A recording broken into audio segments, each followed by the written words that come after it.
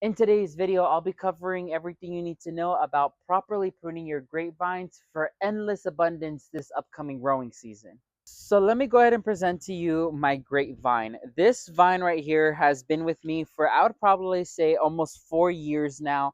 And starting about 2-ish years ago, it started fruiting for me, which I was so excited about.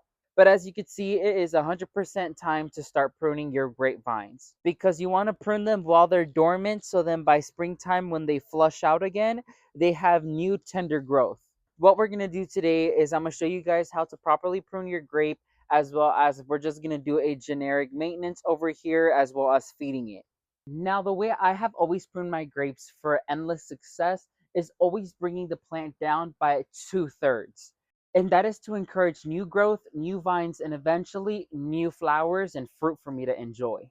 Our main focus today will be on the main stem and the canes of our grapevine.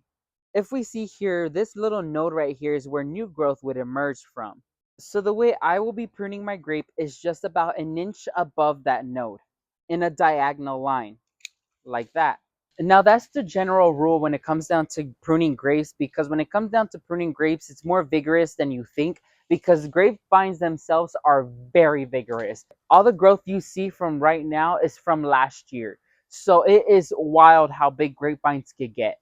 So by keeping it pruned, you get good fruit, you grow endless fruit, and your vine maintains healthy. So let me go through, do some heavy pruning, and then we'll discuss about feeding it.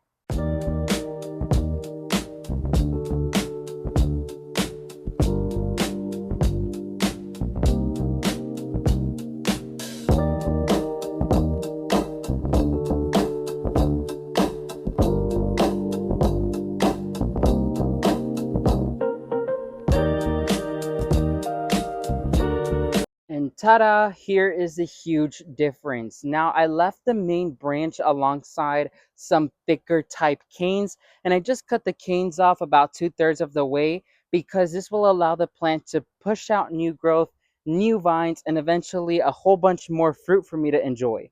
Now, when it comes down to feeding the grapevines, I always recommend organic matter because organic matter is built up of those vital nutrients and vitamins plants need to thrive in your garden.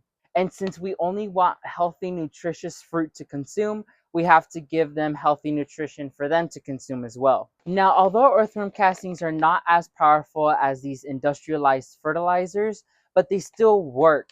The only difference is that you'll have to be fertilizing more constantly and more frequently compared to other fertilizers that are sold in your big box stores. For example, with earthworm castings, I have to feed my plants about once a month to keep them well fed. And so what I do is just get a handful of the earthworm castings and place them around the base of the plant.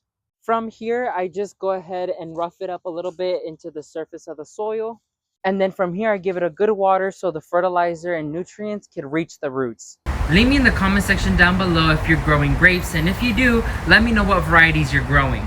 Make sure to leave a like underneath this video, subscribe to the channel if you aren't already, as we're on our way to hit 10,000 subscribers. And make sure to turn on the bell notification button so you get notified when I release a new video. Thank you all so much for watching. May God bless you and your entire family, and never forget to grow big, ultimate gardeners. Bye everyone.